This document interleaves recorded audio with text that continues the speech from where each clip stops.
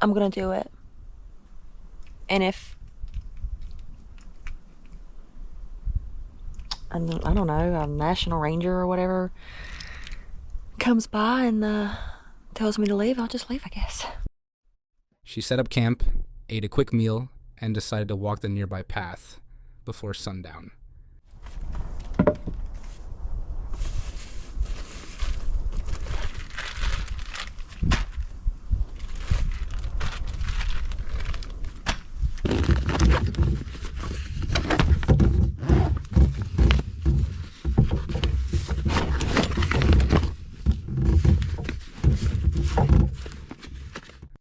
As she rounded a bend in the trail, she heard it.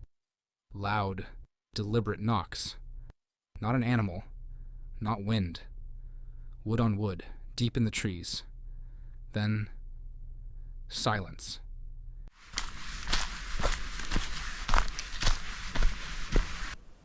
Thought I heard some knocking coming from that direction. Kinda sound like somebody knocking on a tree. But, could have been a woodpecker or anything like that, I guess. She froze. The entire forest went still. No birds, no wind, just the weight of watching eyes. She quickly returned to camp, lit a fire, and waited.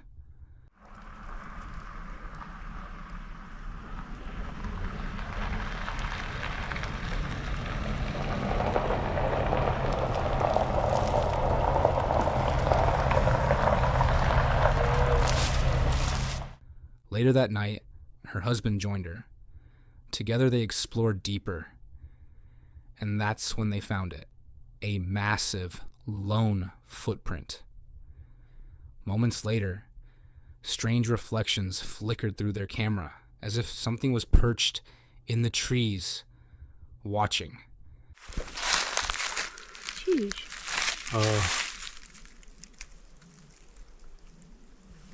It's a big old track.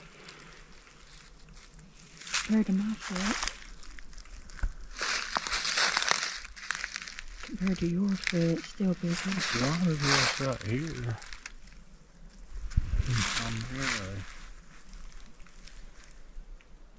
But they still cut all this out, like you said. Yeah. Shine your headlight down in there so we can get a better view of it. Be careful. Look up at those trees, Satan. That's just piles and piles of trees. Look at these. Yeah, see, they cut that, and I cut that to clear the road. Mm-hmm. But they got the gate closed.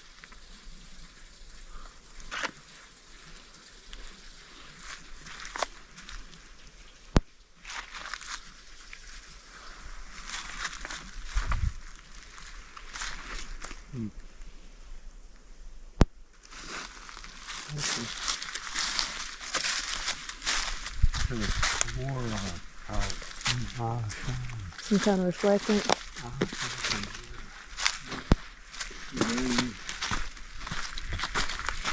I could have been wrong there.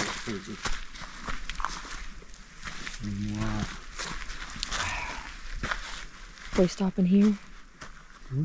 Looks kind of ominous. Damaged really bad up here. Yeah, they did have to do some bulldozing through here. Sorry. I'm gonna get over and get a video of this mess. Of how it twisted those trees like that. They never saw what it was, but they both felt it. October 31st, Bruce Trail, Ontario. Daniela, a solo camper and hiker, chose this Halloween night to explore a forest. Locals say is haunted. They talk of a man who took his own life nearby, and of spirits that wander beneath the trees. Hidden in the woods near Ancaster are the ruins of a once grand home, the Hermitage, and the story of a man called William Black.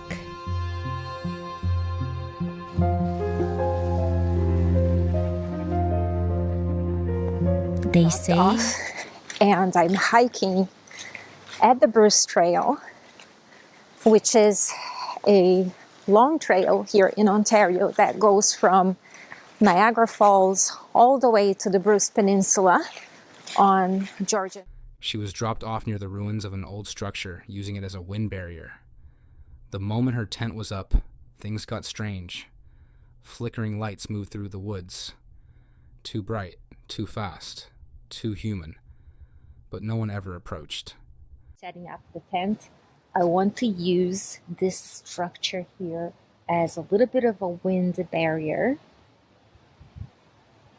Yeah, I don't know if I should stay away from any structure. Because I don't know, you know how like objects like hold on to energy and I don't know, stuff. But it is very windy and I feel that here I'm going to be a little bit more protected. Okay, I'm just in my tent now. When I was setting up, a couple of times I saw lights in the woods. And one time it looked like it was coming right at me. And I'm like, oh my gosh, I just got busted. I don't know if it's hikers or if it is the park authorities doing rounds. Either way, they didn't come here to the ruins. They just walked through the path. But you know how it is at night. The light just really goes far. It is definitely getting cold. There is a chill in the air, not just temperature, if you know what I mean. I don't know what I'm more scared of, if it is to see or hear something. The wind picked up, carrying something cold with it. Not just the chill of October air, something else.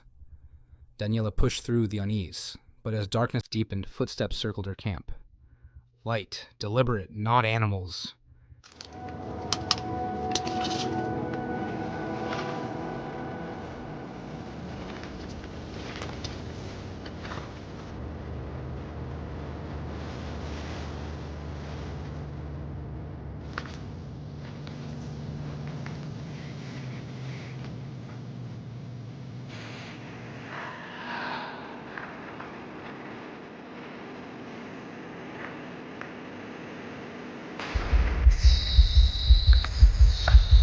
Okay.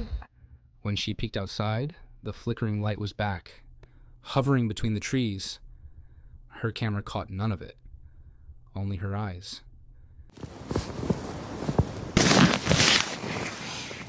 What the was that? I just heard footsteps. But this time they sounded much closer, not farther in the path.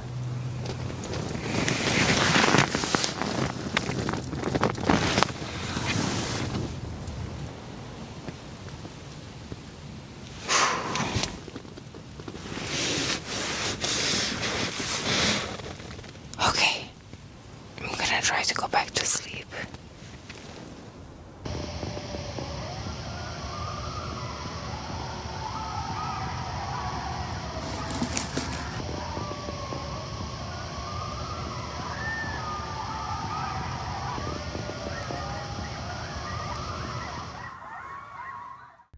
She huddled inside, trying to sleep, but the steps returned. Closer, this time. You're so vulnerable out there. Dangerous. Anything can happen. Storm season. Deep in the woods. Maria and her dog Taz were on the road again, embracing van life, chasing wild skies. Spring showers, right? Being in the Grenadier and not having Poe though, I do not have any rain equipment on me because I was not expecting this type of weather. Luckily though, I do think I still have quite a bit of money on an REI gift card, so I'm gonna run into REI really quick and grab a raincoat. For free. Probably Patagucci. But this time, she parked in a remote clearing in a place infamous for Bigfoot sightings. She even joked about it, sipping coffee from a Bigfoot mug. Rain pattering on the roof.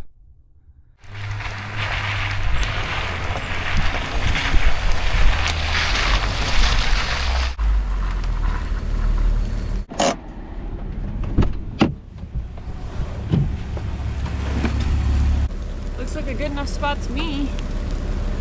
There's a fire pit right here, so obviously people have camped at this pull-off. Spooky, middle of the woods. I'm just gonna back the Grenadier in. Obviously, safety purposes. As darkness fell, the storm rolled in. Sheets of rain, distant lightning, a fog swallowing the trees. Her dog was calm. For now. But when Maria opened the van door for a final bathroom break, something changed. A huge thunderstorm is also on its way, so we are in for a night. Is that gonna be a good or a bad night? Who knows? Yeah. I love you so much. Yeah. I love you so much. You're gonna do such a good job. It's gonna be such a good night. You're gonna be so brave.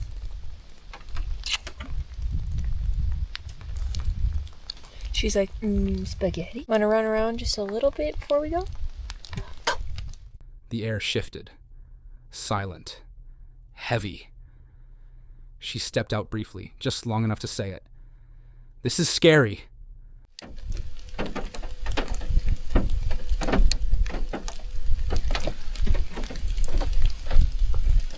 I don't want to go home here.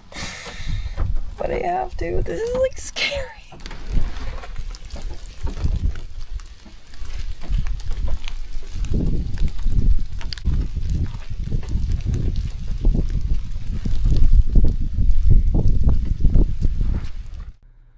Thunder boomed all night. Taz began to shake. Maria wrapped her in a thunder shirt, played a Sasquatch documentary to mask the noise. But something felt off. Too still. Too quiet between the thunder. Here it comes.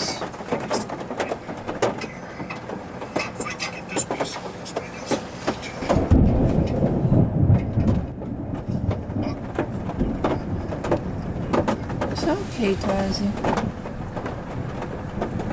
Oh, it's so loud. It's curious that they all seem to describe the same thing.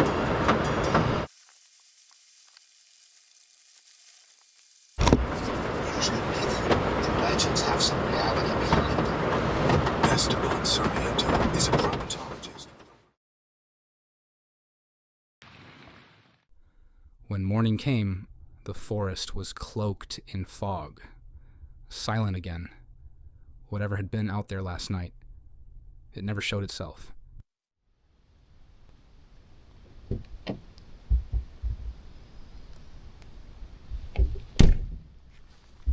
Go potty.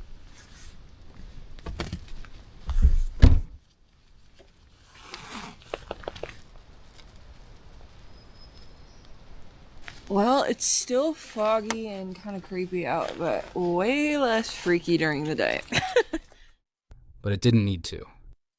One viewer said, "Girl, I don't know how you sleep with no covers on the windows. I would be sleeping precisely 0, feeling that exposed. You are a badass." Canmore, Alberta, Troll Falls Trail. A couple, Howard and Lori, were alone on a hike, or so they thought. Howard raised his camera to snap a photo of Lori walking ahead. Then, he froze. Behind her. Movement, large, intentional. A grizzly. And we noticed we were all by ourselves, which we were surprised by that. And Howard was wanted to take a picture of me, and so he had me walking ahead. And as I was walking ahead, he said, "Oh, Lori, no, stop! Start walking backwards." He spotted the grizzly, and so I stopped Lori and had her come back. And then as the bear walked down and hit the trail, I was hoping he would just continue on, but he instead came onto the trail, saw us, and then started walking. Howard quietly called out, "Lori, walk backwards. Slowly." The bear stepped onto the trail, saw them, and didn't turn away. It started walking toward them. Calm, heavy, focused. They had no bear spray. No protection. Just instinct and fear. The couple backed away step by step, filming as the bear kept closing the distance. Its stare was fixed. Its pace didn't slow. It wasn't bluffing. Towards us. We knew not to run. And so we just started backing up. And, we just slowly kept walking back, hoping that he would eventually just, go off the trail and continue on into the woods. Yeah. Whatever, but he didn't. No, it got worse. He got closer to us and he started getting aggressive and he was staring right at us. It seemed like he was going to attack us. Because we didn't have bear spray with us. And to be honest, like my life did actually kind of flash before me. It's like, is this going to be it? I just thought, yeah, we might die. Lori later said, "My life flashed before me. I thought, this might be it." Desperate, Howard suddenly threw his arms wide and roared, loud, wild, trying to look massive. For a few long seconds, the Grizzly held its ground. And so we continued going backwards, and then when he didn't look like he was going to give up, that's when I thought, well, I've heard make yourself large. So I put out both my hands, made myself as large as possible, and just roared as loud as I could. Yeah. And so when Howard did that, then I stood beside Howard and did the same thing. I did the same, looking at it, and it worked. It actually just kind of, I don't know if he was spooked or whatever, but it kind of just retreated into the woods. To be honest, it was pretty frightening for us. And and I guess the moral is to have bear spray. Let this be a warning. Then it turned, vanished into the trees. Whatever made it back off, they'll never know. But they survived. Somewhere in town after sunset, Natasha had just begun a new chapter of her life, living full-time in her van with her cats, healing from a toxic past. That night, she parked in what felt like a safe lot. But peace didn't last. And whatever. So they did an oil change, and it wasn't due for an oil change. Just took it to this garage. They gave me a list of all the things that were wrong with it and all the things that they found that were wrong with it. It's gonna cost me, and these are like important things to fix, and it's gonna cost me over $2,000. A man approached. No introduction, just shouting. He stood outside her window, taking photos of her license plate, falsely accusing her of blinding him with high beams. Natasha stayed calm, silent. He raised his fists, yelling louder. Then he drove off. This guy is taking a picture of my license plate right now and calling the police because he thinks my high beams are on, which they are not. And now we have evidence. Get your lights off. Get your lights off. You stupid bitch. I'm gonna fucking know. Okay, well, that. But it didn't end there. Another car rolled up, headlights aimed straight into her windshield. It just sat there, blinding, for 10 minutes. She moved, and again, it followed. This time, a group of people, one man claiming to be a lawyer, accused her of making allegations. I don't know what they're doing. There's like 5 of them. What? Okay. What's up? What's up? Any problem or anything? Because the lady informed me that you tried to accuse them. Okay, so are they in your car or they're in the other car? They're in my car right here. I didn't accuse them of anything. The car was parked with the lights blaring in my face for about 10 minutes. Well, you're in the public area and I'm an attorney. I didn't accuse... Oh, okay. You're an attorney, then you know the law, right? I didn't know you were gonna come. What did I accuse them of? I moved my vehicle. I moved my vehicle to get my face out of their headlights. Thank you so much for doing that. Great. I really appreciate it. Thank you. So if someone has an attitude problem, if someone is being rude, yeah, okay.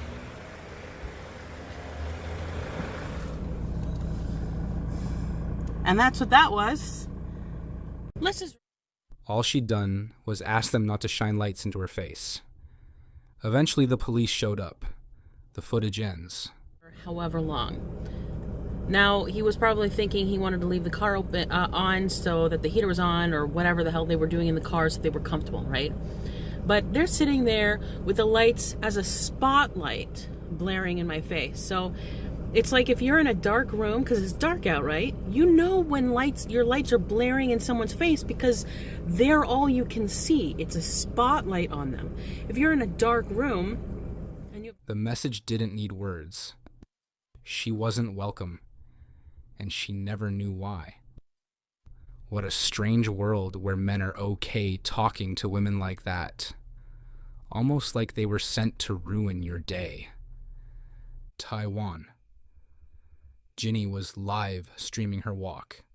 Nothing unusual, just another scenic update from her solo travels. But this time, she wasn't alone. A man in black began appearing in frame, face hidden, always a few steps behind. She stopped walking. He stopped too. She turned to look. He waved. The guy in dark clothes, oh, he's there. He's there. Do you see him? But he's like covering his entire clothes with the black mask as well. Yeah, I cannot see his face at all. He's like ninja.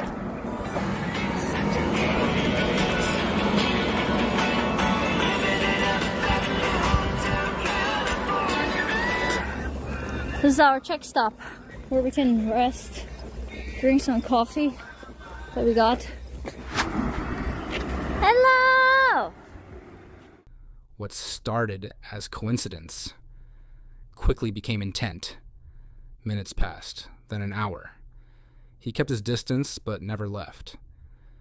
She caught him hiding in bushes, watching. He didn't speak. He didn't leave. Thank you! 真的吗？谢谢 Thank you, thank you! Hey, it's a Huripo one! Nice to meet you! Yeah! Thank you! Bye bye! Guys, you gave me IRL dono! Chi chi chi chi chi! Wow, I need that! Guys! That guy's still there. That guy was following us. Why is the guy following us? Whenever I looked at him, he waved at me. He's stalking for sure. Yeah. He stopped when I stopped. He's going when I'm going. You see? That we're here. And that is the easternmost part of Taiwan. Kwaidao. He's all the way there, but I'm pretty sure he's gonna like wait. It's more sus and scary because he's like, we cannot see his face at all. He doesn't even talk to me. He just like follows. Look, he's just there. Did he hide in the bush? Did he hide in the bush? I will confront him when I arrive at one of the places where there are more people, if it's still following there. Because right now it's just me and him. I don't want to confront the person when it's just 1 versus 1.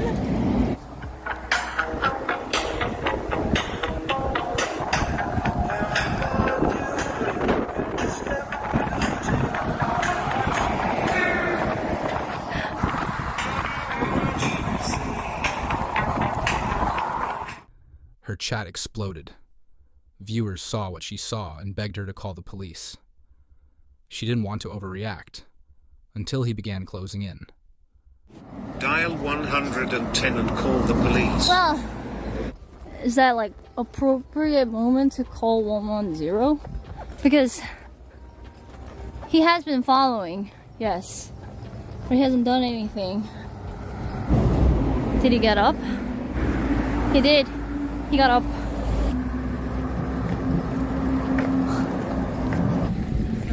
Dude. Why is it coming closer to me? Show him your thumb, he comes near you. He will run away ASAP. He's obviously a sick dude trying to steal the show for attention. Hopefully that is the worst of his motives. When officers finally arrived, Ginny pointed him out. The man became aggressive. Police took him in for a mental health evaluation. The chat may have saved her. Oh, there's a police officer. Oh, well, I think someone called police. Go tell the cop. Do I go tell the cop? Okay, let me ask.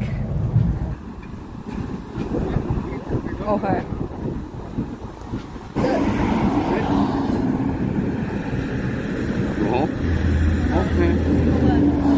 Thank you. Stop following. Can you tell him stop following me? Yeah. Thank you. No, my destination is here. Like, there's a restaurant that I plan to go. Police officer. Nothing happened, but something could have. Jesus. Police came in clutch. Good job, chat, for calling it in.